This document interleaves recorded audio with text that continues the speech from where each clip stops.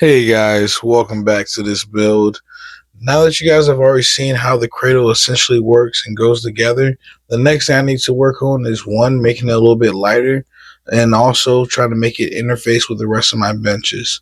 So the first thing I want to do is actually trim up the side panels to actually allow my fences and everything else to actually slide across the top of it. I have a notch laid out, so I'm going to use a table saw to remove the bulk of it, finish it up with the jigsaw. I also have to relieve some material, I believe, off of the bottom panel, and then also the the back panel itself, how it's going to interface off of the benches. I plan to again build a essentially like a series of 3x3 or 2x2 inch blocks. I'm going to attach that to a piece of 3/4 inch plywood and then mount that to the back panel to essentially make it an L shape, but a rigid, reinforced L shape that I can then attach to my actual interface panel. That will make more sense as this video goes on, but I'm just letting you guys know what we're about to tackle next. After this, though, we're going to delve into doing all the cutouts on all the panels. I think the bottom panel, we do a big square cutout in the middle just so like sawdust and stuff like that can fall through, but also to drop some of the weight. We also do a larger cutout on the back panel to actually allow the dust holes and everything else to get through there. And then we do another cutout for the side panels, one to just relieve, space, but also on the left-hand side panel, the miter gauge for the table saw is kind of stuck over on the left-hand side. So I do another cutout over there to kind of make that, accessible. So again, trying to drop weight, but also keep everything nice and strong, but also again, make it I want to be able to get to everything and operate everything without having to take the table saw in and out the cradle. So that's what these next few cuts and operations are for. And I'll kind of catch up to you guys after we get all those done.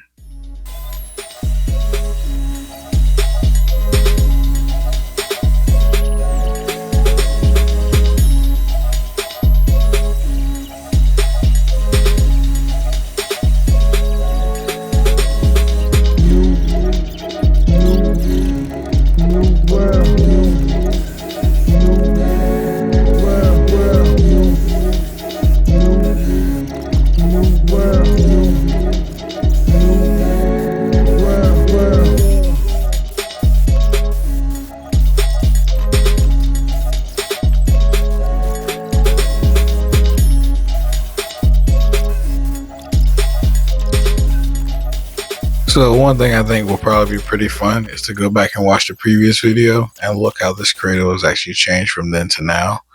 It looks amazing. But the next thing we need to do is actually do these reinforcement blocks. These are just, I think, 3x3 strips or blocks that I cut that are going to be attached to this 3-inch wide strip. And essentially, once I do all of this, since I cut them square on my miter saw, I know they're perfect 90 degrees. And when they're attached to this strip, when I attach them to the back panel, it essentially creates a reinforced L shape. And when I actually add my interfacing 3/4 inch piece of plywood, it essentially will give it a ability to resist it racking or twisting. Because if I just took like a 13-inch wide piece of plywood and just had it screwed to one piece of 3/4 inch plywood, it would have the ability to kind of rack or tear itself off of these screws. But again, I'm giving myself now a 3-inch wide surface to one glue and screw. That also has the ability to kind of rack against the back panel, which will keep everything from twisting or, again, cupping or anything like that. So this is just a reinforcement. We're going to get this installed and then get it mounted to the back panel. And then I'll show you guys again the full cradle assembly. And then we'll delve into actually doing the interfacing panel.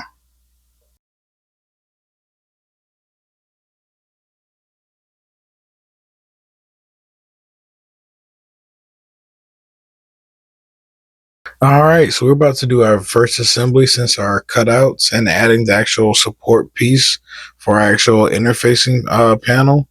And I can say that this is really exciting. If you guys go back and watch the video from previous inside this playlist, it definitely, I didn't really have a complete vision of what it was going to look like at the very end, but I will say I'm extremely happy with how it actually came out.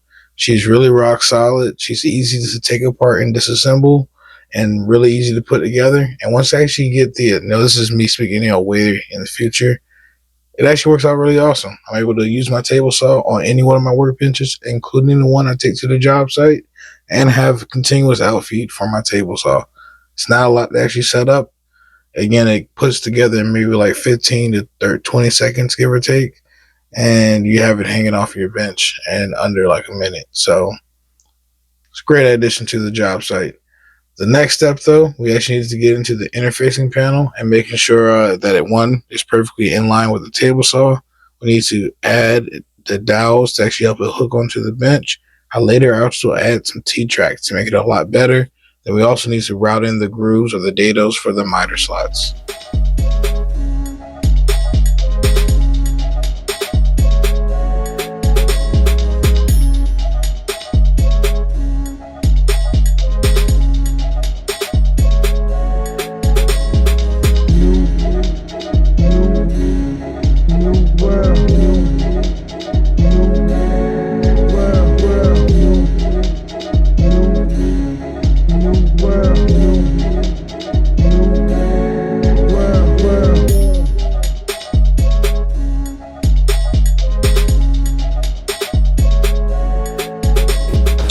Alright, so now we have the cradle set up. The next thing I want to do is the interface, how I was going to actually interface to all my benches. These are all for all my miter tracks, so I can actually continue crosscut sleds and various, jigs across my table saw. I have locations down here for where I'm going to drill for 2 bench dogs, and then 2 locations where I'm actually going to plow a T-track. The T-track is going to be how I actually lock it down to the bench. So the first step though is to route out this, and then I'm going to flip it over and do my T-track cuts, and then we can actually move on to the next step in the process, which is actually drilling the bench dog holes and then getting it mounted to the actual cradle.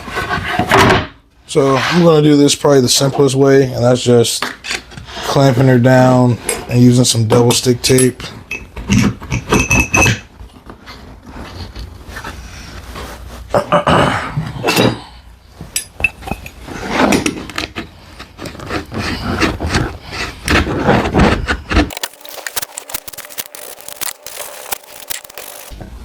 And again, if you don't have double-sided tape,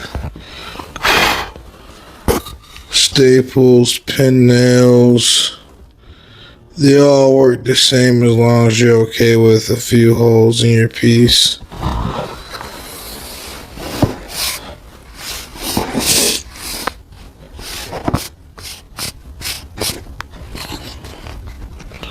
Alright, that's set, and I have a marking on this side for my final depth. I probably will not be going that far, so I'll probably do this in 2 passes.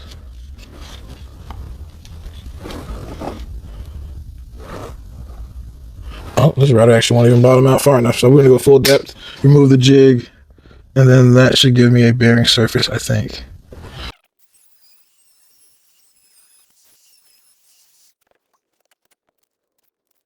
I might need to use some half-inch fences.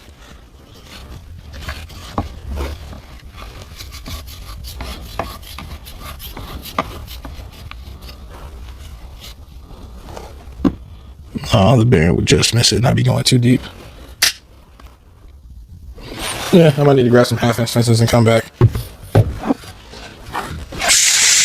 Half-inch plywood. I got some quarter-inch plywood.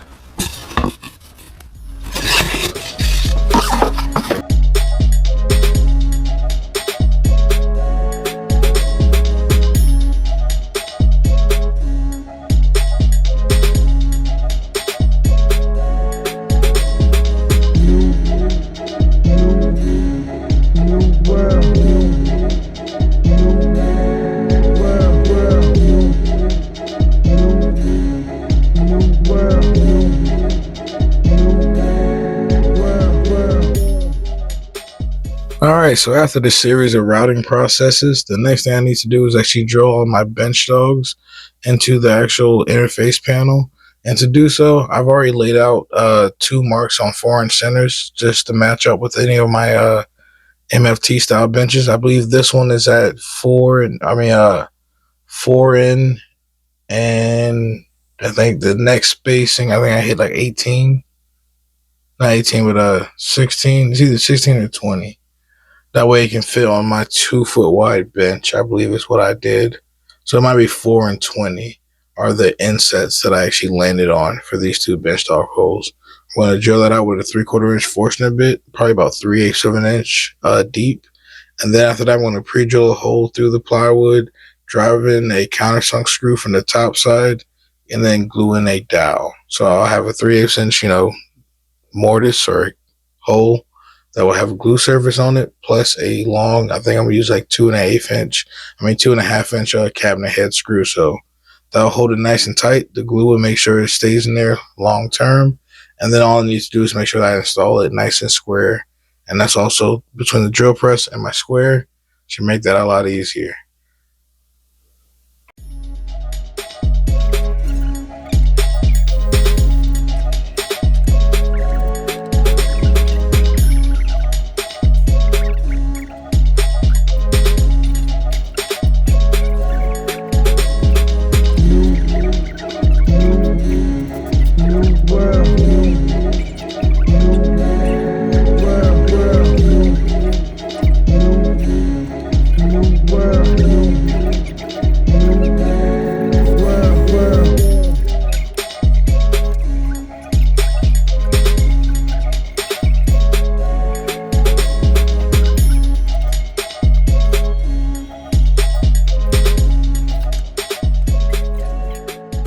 All right, so now that we have the interface panel all finished up, we have the dowels glued and screwed in, we have our T-track routed, and we also have our miter tracks routed on the top side.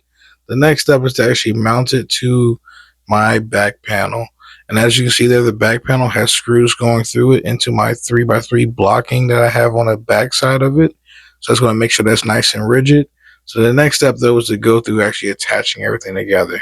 So what I'm going to do is, again, to make sure everything's measured properly, I'm going to spread glue on that 3 to 4 inch surface on the actual interfacing panel.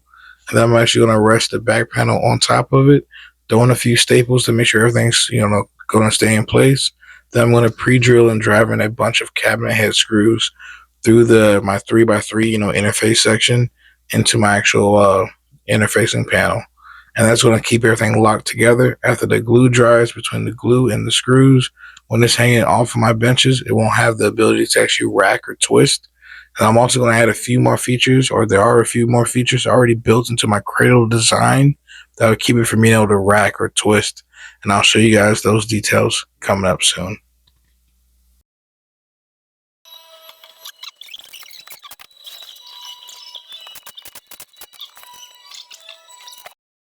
And with that securely attached, I can do my first test fit into my bench dog holes.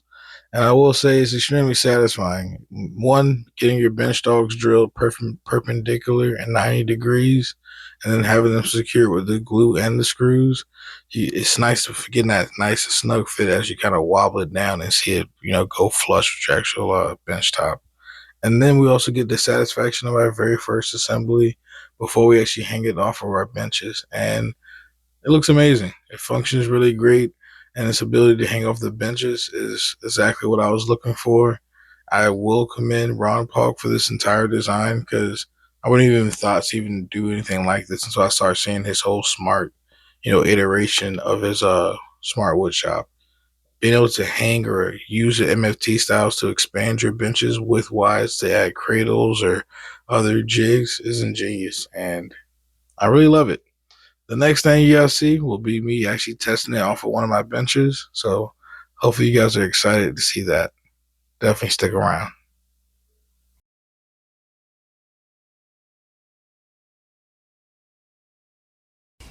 All right, this will be the first test of my disassemblable Paulk-Style Cradle.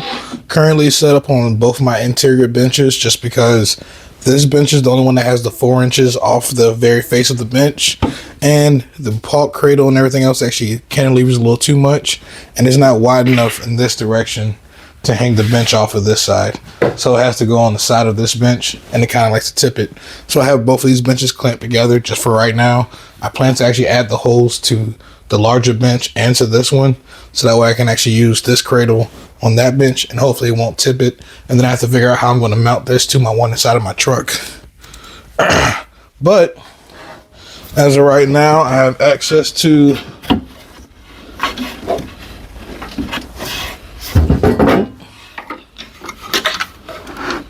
Slide it back just a smidge. The miter gauge from underneath. The miter gauge slots work out with these. So I'm able to use the miter gauge. I'm able to use the table saw's full rip capacity.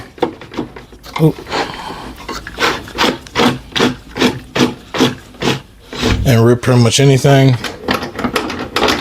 I have access to the battery slot.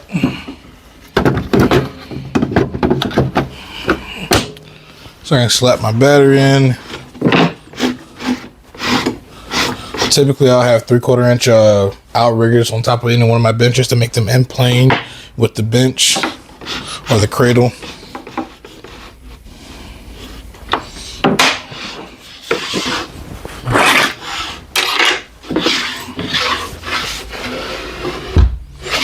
I can't even rip this piece fully right now.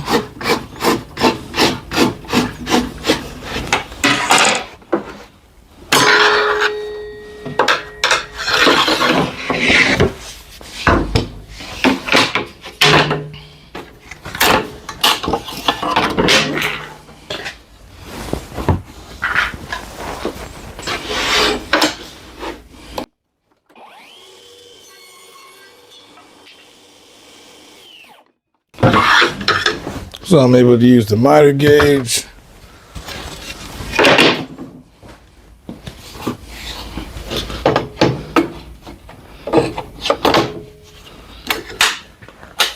And set the fence up.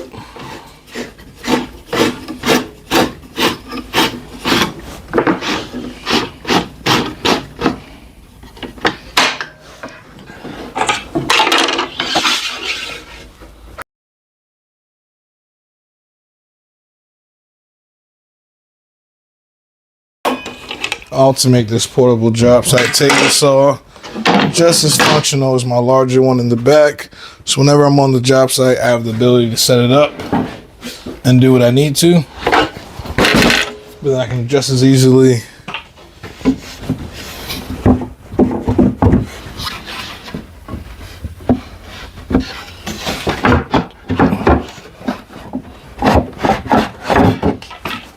remove the cradle.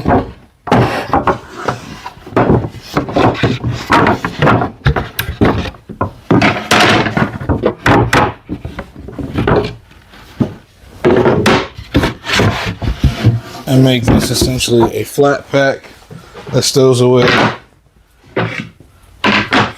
nice and easily inside of my truck. Yeah, I figure out how I'm gonna stack it. It'll probably be flipped around like this.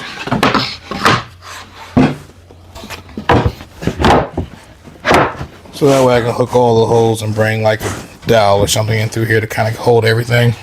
But essentially, my whole entire Paulk-Style Cradle is flat packed. And she can hang off at any of my benches. And she goes together in seconds.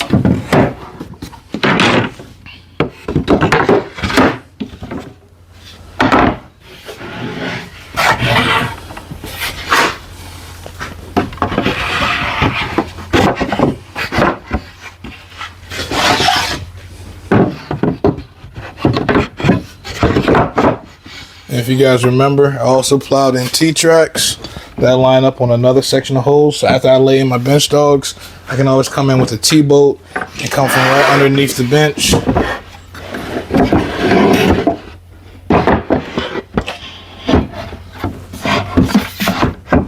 And lock one of those in. And then with the offset that I have, the overhang of my bench and everything else in my cradle bears directly up against my bench, which keeps it from wanting to rack back this way. But again, it wouldn't be anything to take a T-bolt and a knob, tighten it up, and I'll hold this down nice and firm. The next step though for me is figuring out how to get this set up to where it doesn't want to tip my benches. But hopefully you guys have enjoyed this process, and if you did, please let me know down below. Smash that like button, leave me a comment and subscribe, and I'll see you guys in the next one. Peace.